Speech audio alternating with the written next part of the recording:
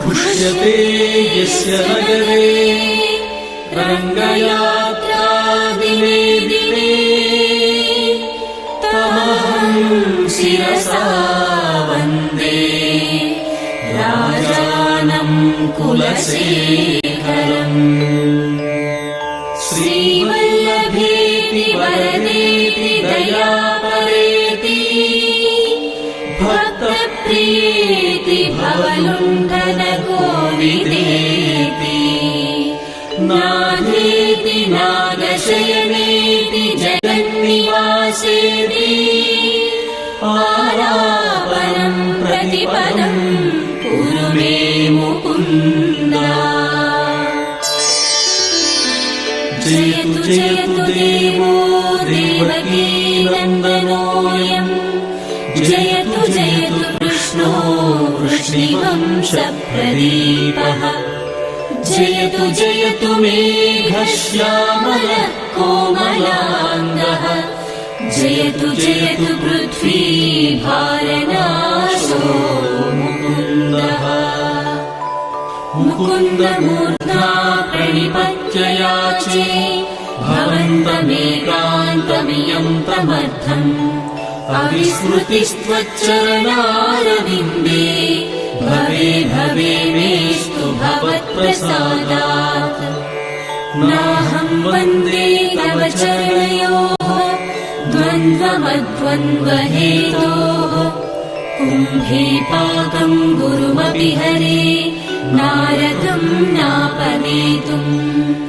रम्या रामा मृदुतनुलता नन्दनेनापि नन्तुम् भावे भावे हृदय भवने भावयेयं भवन्तम्।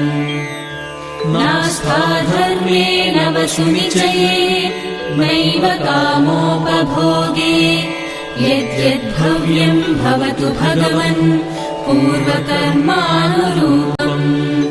एतत्प्रार्थ्यं मम बहुमतम् जन्म जन्मान्तरेऽपि त्वत्पादाम्भोरुहयुगगता निश्चला भक्तिरस्तु।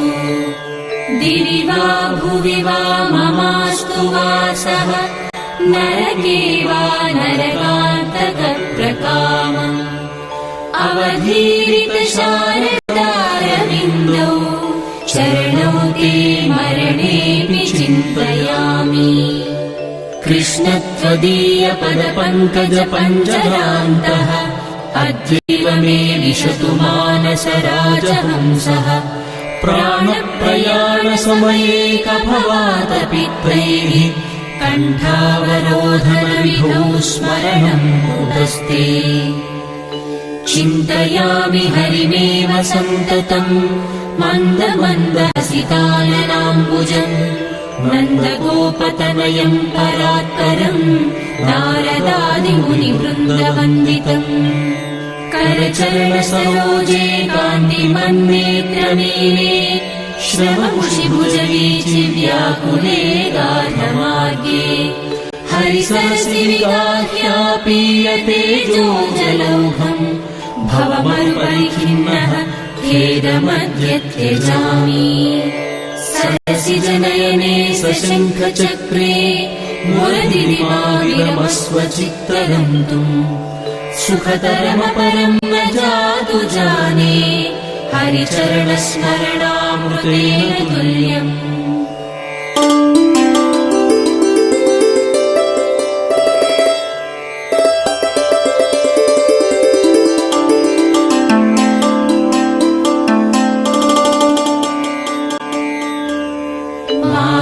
माभीर्मन्दमनो विचिन्त्य बहुधा यामीश्चिरं यातनाः नामीनः प्रभवन्ति पापरिपवः स्वामी ननु श्रीधरः। आलस्यं व्यपनीय भक्तिसुलभम् ध्यायस्व नारायणम्। लोकस्य व्यसनापनोदरकरो दासस्य किं न क्षमः।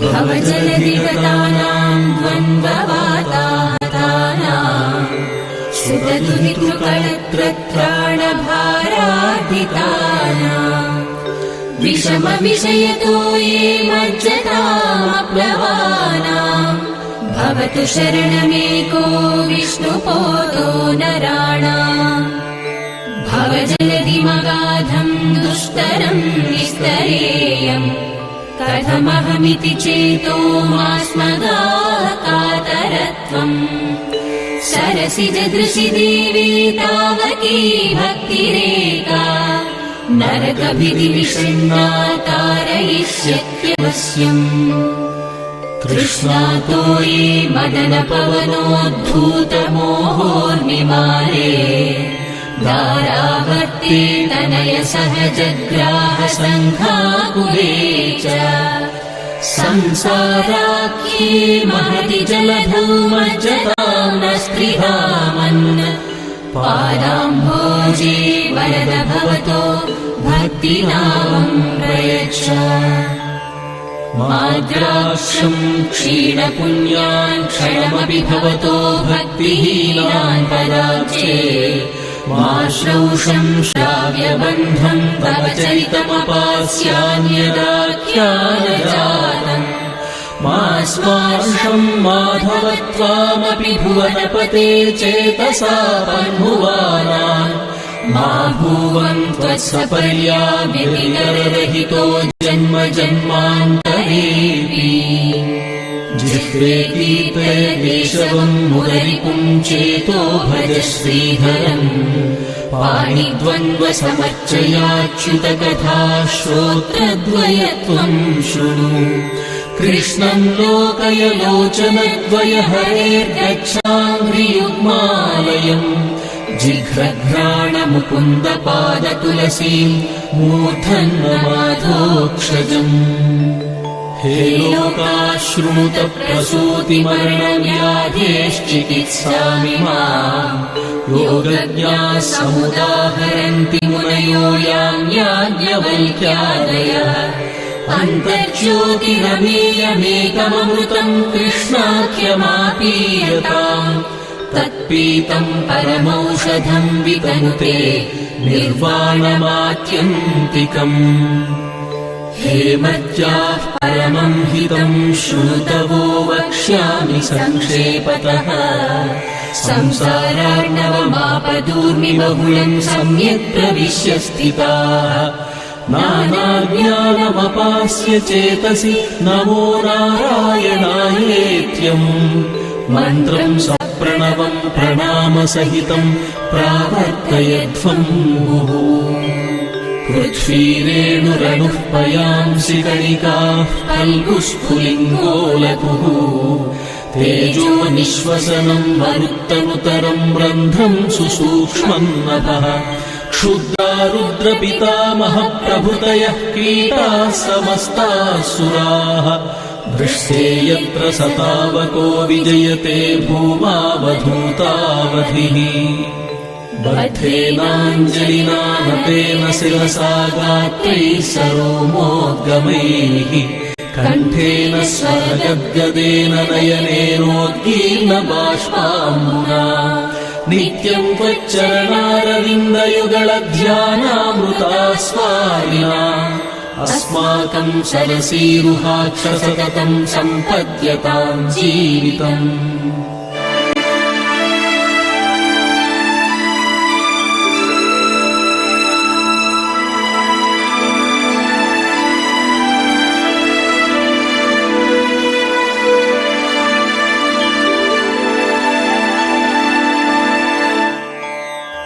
हे गोपालक हे कृपाजलनिधे हे सिन्धुकन्यापते हे कंसान्तक हे गजेन्द्र करुणापारीण हे माधव हे रामानुज हे जगत्त्रय गुरो हे पुण्डरीकाक्षमा हे गोपी जननाथ पालय परम् जानामि न त्वाम् विना भक्तापाय भुजङ्गगारुडमणिस्त्रैलोक्यरक्षामणिः गोपीलोचन चातकाम्बुदमणिः सौन्दर्यमुद्रामणिः यः कान्तामणि रुक्मिणी घनकुचद्वन्द्वैकभूषामणिः श्रेयो देवशिखामणिर्दिशतु नो गोपालचूडामणिः शत्रुच्छेदैकमन्त्रम् सकलमुपनिषद्वाक्यसम्पूज्य मन्त्रम्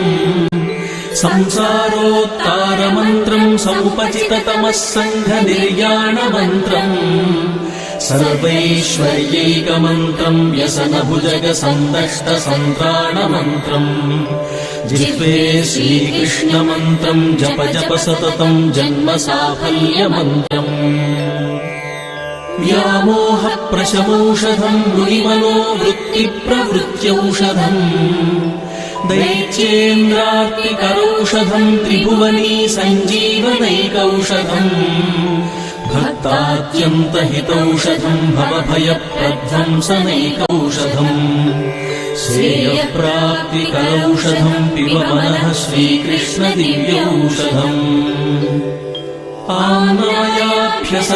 आम्नायाभ्यसनान्यरण्यरुदितम् वेदव्रतान्यन्वहम् वेदश्छेदफलानि पूर्तविधयः सर्वे हुतम् भस्मनि तीर्थानामवगाहनानि च गजस्नानम् विना यत्पदद्वन्द्वाम्भोरुह संस्मृतिर्विजयते देवः स नारायणः श्रीमन्नाम प्रोच्य नारायणाख्यम् केन प्रापुर्वाञ्छितम् पापिनोऽपि हानः पूर्वम् वाक्प्रवृत्ता न तस्मिन् तेन प्राप्तम् गर्भवासादिदुःखम् मज्जन्मनः फलमिदम् मधुकैटभारे मत्प्रार्थनीयमदनुग्रह एष एव त्वद्भृत्य भृत्य परिचारक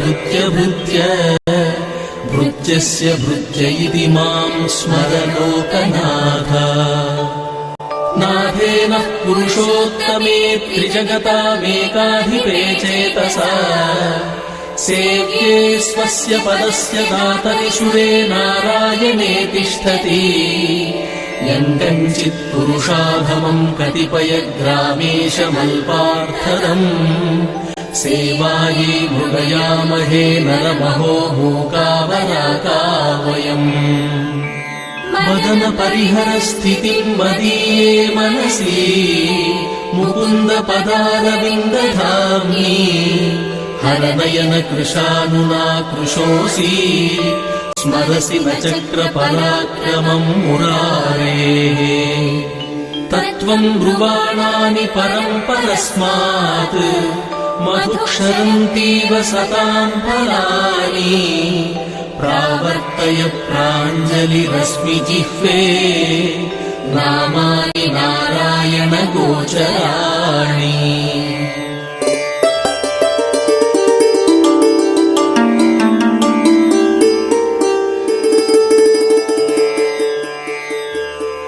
इदम् शरीरम् परिणामपेशलम् पतत्यवस्यम् श्लथसन्धिजर्झरम् किमौषधैः क्लिश्यसि मूढदुर्मते निरामयम् कृष्णरसायनम् पिबा दारावाराकरवरसुता ते तनूजो विरिञ्चिः स्तोता वेदस्तव सुरगणो भृत्यवर्गः प्रसादः मुक्तिर्माया जगदविकलम् तावकी देवगीते माता विक्रम् बलरिपुसुतस्त्वय्यतोऽन्यन्न जाने कृष्णो रक्षतु नो जगत्त्रय गुरुः कृष्णम् नमस्याम्यहम् कृष्णेनामरशत्रवो विनिहताः कृष्णाय तस्मै नमः कृष्णादेव समुत्थितम् जगदिदम् कृष्णस्य दासोऽस्म्यहम् कृष्णे तिष्ठति विश्वमेतदखिलम् हे कृष्ण रक्षस्व माम् तत्त्वम् प्रसीद भगवन् कुरु मय्यनाथे विष्णो कृपाम् परमकारुणिकः किल त्वम् संसारसागरनिमग्नमनन्तदीनम् उद्धर्त वक्तुमर्हसि हरे पुरुषोत्तमोऽसि नमामि नारायण पादपङ्कजम् करोमि नारायण पूजनं सदा वदामि नारायण नाम निर्मलम् स्मरामि नारायण तत्त्वमव्ययम्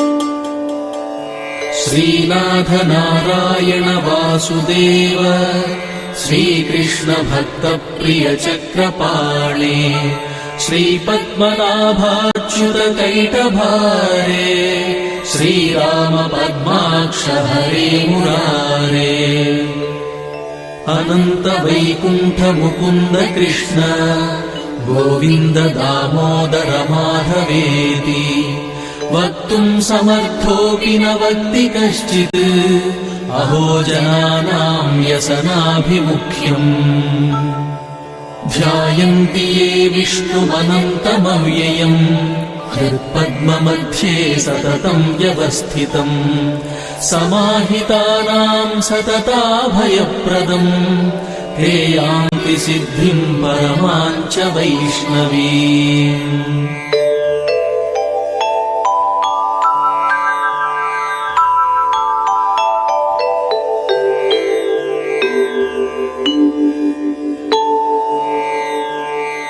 क्षीरसागर तरंग सीकरासार तारकित चारुमूर्तये भोगि भोग शयनीय शायिने माधवाय मधुविद्विषे नमः यस्य प्रियौ श्रुतिधरौ कविलोकवीरौ मित्रे द्विजन्म वरपद्मशरावभूताम् तेनाम्बुजाक्ष चरणाम्बुजषट्पदेन राज्ञा कृताकृतिरियम् कुलशेखरेण कुम्भे पुनर्वसौ जातम् केरळे चोळपट्टणे कौस्तुभांशम् धराधीशम् कुलशेखरमाश्रये इति श्रीमुकुन्दमाला